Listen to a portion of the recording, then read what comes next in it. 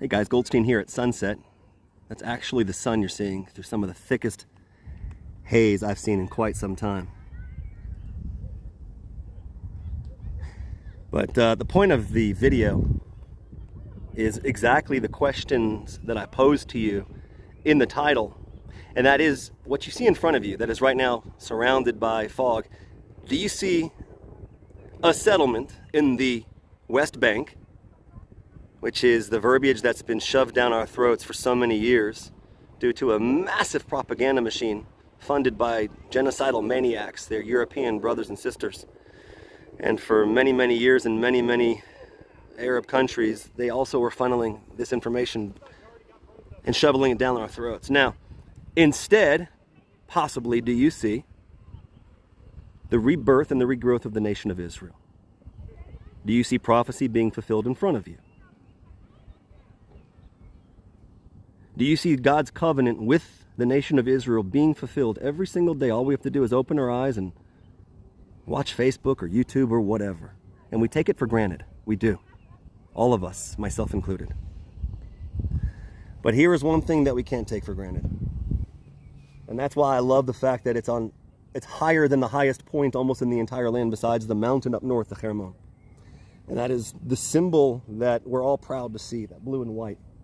Now, again, I like to say I prefer the menorah from the temple as our symbol. I think it represents us as a nation a lot more than this.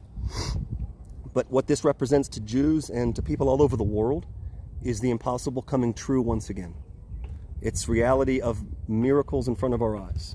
But remember, God tells us never to rely on miracles. Never. So, for instance, let me turn this around so you can see. Right here, you probably can't even see it right now, but through the fog is Bethlehem that I like to show quite often. Now again, I'm at the highest point in Israel, but right through that fog you can't even see Holy Bethlehem. Holy Bethlehem that's been completely forgotten by the entire Jewish world and all of our friends and allies. It's been given over to terrorists. And you know I don't like to get too political in my videos. I like to keep things positive. Wow, check it out, hold on. There's something about to fly over our heads. Maybe it's a B-52 bomber, I'm not sure. But you have to get political, unfortunately. One second. When it comes to the land that we're supposed to be possessing every single day. Wow, I hear it. Oh, there it is. Oh, I didn't even know if you had a chance to see that. I have absolutely no idea. It was in the fog and that was it. There it is. Can y'all see the outline of that plane? Well, anyways, it's gone. It's pretty cool as I say these words, telling us we have to take over our land and possess every millimeter of it the Israeli Air Force flies over. But guys, the real point is as simple. You have to stand up for Israel. You have to stand up for yourself. You have to stand up for your family. You have to stand up for your faith. All of that's important. But if we stand up for Israel, it's a good core for showing everybody else what our firm beliefs are that we're not willing to bend on. Because when you stand up for Israel, you're standing up for godliness, meaning one goes hand in hand. Or what's the point of us being in this land? There is no point. If it isn't in order to elevate, in order to bring the common, the base to the holy, then we shouldn't even be here. We should pack up and go somewhere else, like Uganda, like the Jew haters of the world wanted to give us way back in the day, just to keep us Jews quiet, just to shut us up. But we can't shut up. You know why? Because everywhere we go in this world, we're hunted and we're hounded. Bob Dylan's song, The Neighborhood Bully, you heard it? You can't even find it on YouTube. It's all about Israel. It's all about how we're called the neighborhood bully. Why? Because we fight back. Why?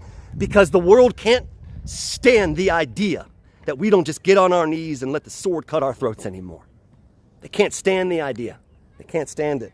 And I say the world, I mean so many throughout the world that despise what we all believe in. They can't stand the fact that this tower is standing with that symbol on it. And they would prefer, and they fund, the very idea that a symbol of genocide would be put on there instead. The symbol of the PLO, the symbol of Hamas, Hezbollah, anybody but the pesky Jews. How come we didn't get rid of them in World War II? Why can't we just be done with them? So the message for today is that we can't just allow people to control the narrative.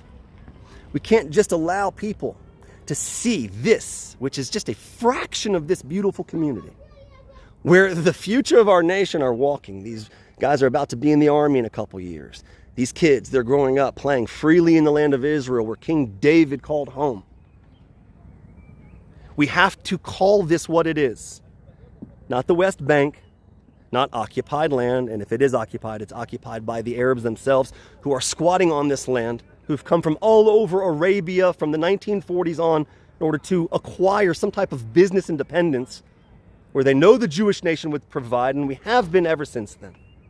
And still we're being defamed by the world simply for living. Nothing has changed under the sun. Y'all know that? Nothing.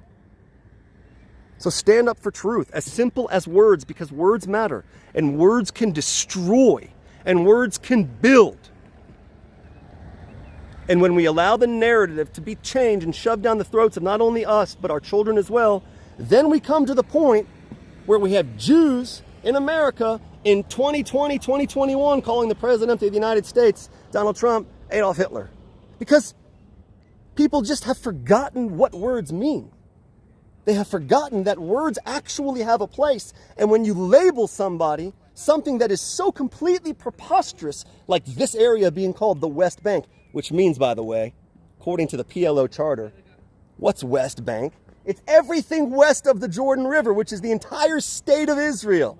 So according to those that wish to destroy the state of Israel, they'll label this the West Bank. And so many of our people will go along with it and go, yeah, he lives in a settlement in the West Bank. How dare you? Shame on you. You're spitting on this land. You're spitting on your heritage and your inheritance. And that's unacceptable on every front. Ask these guys, coming up right here. Hi. How much does Israel mean to you guys? A little bit or a lot? Ton. Ton, right? Yeah. Exactly. That's right. I'm Yisrael Chai. Guys, the sun just broke through the clouds. I want you to enjoy it. You guys have a wonderful day. It's just gorgeous right now. Wow. And I just hope it motivates you just to stand up. Grow a backbone. You see somebody disrespecting what you believe in, disrespecting that flag, disrespecting the flag that you're proud of wherever you come from in the world, and stand up for it, because people have fought and died for that flag and they continue to bleed for it as we all bitch and moan and complain about our lives. It's enough already. God bless you all from Israel. Much love from a beautiful, growing hilltop community in the hills of Yehuda, the hills of King David and King Solomon, where the future of our nation are right now, enjoying it just as much as I am. Guys, say hello to people. Come on, don't be shy. What's up? What's up? You guys live here? I live here. And they came to visit? Yeah. Awesome. Lockdown ends and they break out of prison. I understand. It's beautiful up here, right? Yeah. You guys live in Yerushalayim or something? Yeah. אז זה עולם אחר, לא? כן, כל הכבוד. הייתם בשדה בועז? לא. אני יכול להכניס אתכם, חבל, זה מעל בית לחם. זה תצפית. יאללה, bye guys. Yalla, everybody, have a wonderful, wonderful night from beautiful Israel. Much love, Shavua Tov.